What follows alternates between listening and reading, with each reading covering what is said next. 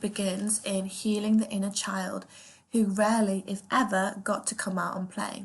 So actually, all of the healing in the world begins with the inner child. Because yes, to manifest a life that you want and to manifest individual things, you have to have a high sense of who you are, a high self-concept. But you can only have that when your inner child feels safe within. Because a wounded inner child that lives within you looks like someone who doesn't value themselves and doesn't know their worth and doesn't know how good they are. Because that inner child that lives within them is still screaming for a parent to be parented and to be saved. So it's about you saving you being the mother and the father to that inner child that still lives within you. So you aren't holding any grudges to anything that's happened to you. You aren't playing victim and still holding on to things and situations that happened when you were a child, and therefore you are still craving that love that you never got, and you keep replaying it and rethinking about all the ways how they should have treated you and how you don't deserve to be treated the way that you did and all of that. That's playing victim. So you have to come out of that victim mindset and understand that no one is victim to circumstances. So now it's about healing that inner child that lives within you so you can live a life that you really enjoy, one where you are getting the absolute most out of, and most importantly, one where you feel fulfilled with everything that's going on in your life because your inner child feels safe. If your inner child doesn't feel safe within, this always will look like your brain wandering off to a past or a future. It can never be still because you can never be still because you don't feel safe in your own body. So of course you can be in certain places, but you're not actually there, like you are not fully present. You are there, but your mind's wandering elsewhere. And this is the indication that the inner child within you doesn't feel safe. So wherever you go, you are not going to feel safe. So there are so many ways that you can heal the inner child and therefore live a life that you truly want to live. And one of the things that I always suggest to people is meditation, and implement this into your life so you can do a certain amount, maybe 20 minutes a day, every single day. It is so powerful because you don't have to talk about things that are going on in your own imagination. You can just be with you and you can meditate and release and let go of things that no longer serve you. And the more that you do this, the better you're going to feel. Every single time you're going to feel something. And even when you start off, you might not feel that good because your mind is wandering off. You're thinking so many thoughts. Maybe you think that you can't even meditate properly. But if you do this and implement it into your life, so you are doing it every single day, I promise you they'll get to a point where you'll get excited to go to meditate because of the ways that it makes you feel afterwards. Because amazing things happen when you meditate. And it's such a powerful tool for healing and also healing that inner child that lives within you. Another thing is obviously actively being the mother and father to that inner child, which looks like overriding the ego. Maybe your ego is telling you not to do something when you have a thought of doing something, but you have to like override that and say, no, we are going to do that. Okay. Maybe you don't want to go out to go to that shop. Maybe you don't want to make plans with that person. Maybe you're someone that cancels plans when you actually make them. Sorry guys, I've got a cold. And maybe sometimes you actually would rather not have any plans at all and be with you. And stuff like that is fine, but it's about realising, okay, why do you just want to be on your own? Is there a reason? Or why do you make plans and then you cancel them? Because you can do anything, but if that inner child within you is wounded, you're going to feel like you can't. You're always going to think of excuses and reasons for why you can't do things.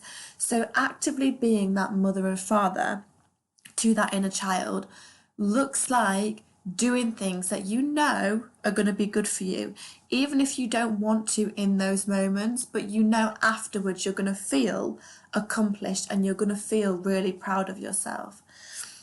And that can look differently for everyone, okay? So for one person, that could be like going away on their own, getting a plane or whatever, going traveling on their own. For another person, it could be, going to the shops on their own or something. It doesn't really matter what it is, but it's just something that pushes you out of your comfort zone. And I think that's the thing. It's going out of your comfort zone because you're going to be okay. I mean, you're guided. You're always guided. And actually, your like dream life is on the other end of that fear. So you have to get used to doing things that feel a bit scary or fearful because you're going to know afterwards that you're absolutely fine. Even if you do something every day that, feels a bit embarrassing to you that you would never do. Because after you've done it, you're going to realise that it's fine. It's not even that embarrassing. And anyway, only you are the one that feels embarrassed. So it's always good to do stuff like that for you because life isn't serious. And when you do little things like that, you just realise how playful life can be. And it only can be like that if you start thinking that way. If you are living in fear, then it's always going to feel fearful. So you have to do things that are out of your comfort zone and into the unknown because you're going to realise, obviously, you're absolutely fine. And another big thing is how you are speaking to yourself in your own imagination and how you are speaking about other people. So make your imagination a place that you love to be, even if at first you have to train the thoughts that you are thinking, because you are the creator of your own reality. So being the conscious creator means that you can live and enjoy your life being fulfilled in all areas. So every time you make a mistake or you mess up, and normally you would be like, oh, for fuck's sake, or I can't believe I did that. You might feel certain ways. It's about being that active parent to your inner child, letting them know it's okay, we're okay, we survived, it wasn't that big of a deal.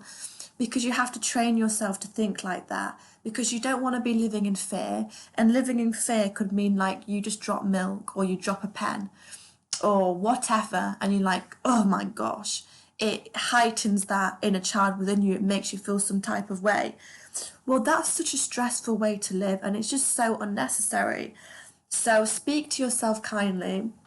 Think about the kind of words you're saying when you associate you with you. Another really powerful tip is in the morning and in the evening, or whenever you can, really, look in the mirror and tell yourself things about yourself that you love and how your life's going to be, how you want your life to be. But say it in the present tense. And even if at first, it might sound a bit weird to you because you might not believe it, if you do this every day, I promise you're going to believe it. So things like, you're doing amazing, I love you, you're so worthy, you're so beautiful, I'm rich, whatever it may be. And you can say it in like the first person, or you can say it as in like, so you can say like, I am beautiful, or you can say, you are beautiful, because you're still looking at you in the mirror and it's going straight into your subconscious. So say this about things that you feel like you want to feel like, and then say it about things that you want to happen in your life as well, because you're programming your subconscious when you're speaking to yourself, especially in the mirror, and it's going straight in your subconscious. That is so, so, so powerful. So there are a lot of different ways to heal the inner child. And the main thing about doing it is so you can feel calm within.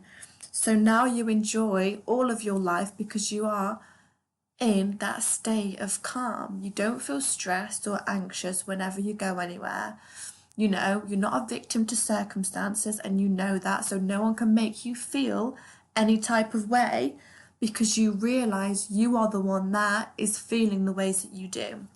You are the one that is creating the way that you feel, no one else. So you take all of your power back. Well, then you start to live a life that you love and enjoy because you realise that you are the one creating it all. And now you have this healed inner child within you. Everything is beautiful, everything is fun. Okay, another good way to heal that inner child is going on dates with yourself, because I know a lot of people have, anxiety or like attachment issues where they'll only go out if they're with someone or a certain person. But that's because your inner child feels like you're not going to be safe or you can't do things on your own, but you absolutely can. And when you have that inner child within you, one of the best things people like to do is take themselves places. Maybe their friends or family are busy. It's not going to stop them from doing what they want to do. And in fact, they're going to probably have more enjoyment because they can literally do whatever they want because it's just them. And it gets to a point where it's exciting to go out with yourself, like, because you are your own best friend. And when you have that inner child within you, you get to a point where you genuinely are your own best friend. So you treat yourself like that with so much love, and you take yourself and your inner child wherever they want to go. If they want to go on solo dates, that's where you're going to go. For meals on your own, cinema, it doesn't matter because you are your own best friend. You are full and complete as you are, and you have everything within you. So if you suffer from anxiety or attachment issues, then this is a really good step for you to try going and doing things on your own.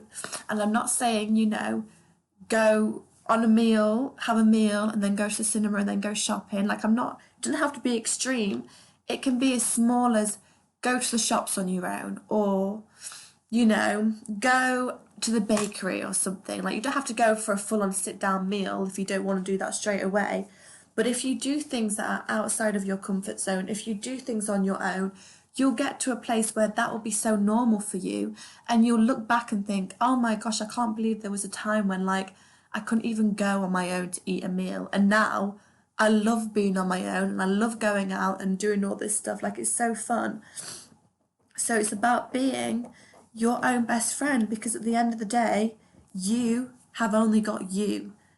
You came here on your own and you're going to leave on your own. Okay? And you really just have you in this life. Of course, you have people out there that love you and all of that, but who is with you 24/7, forever, for infinity? You are. So that relationship with you is the most important thing. And once you have that relationship with you, all your other relationships are going to flourish because you have set the foundations for the most important one first of all, which is the one with yourself.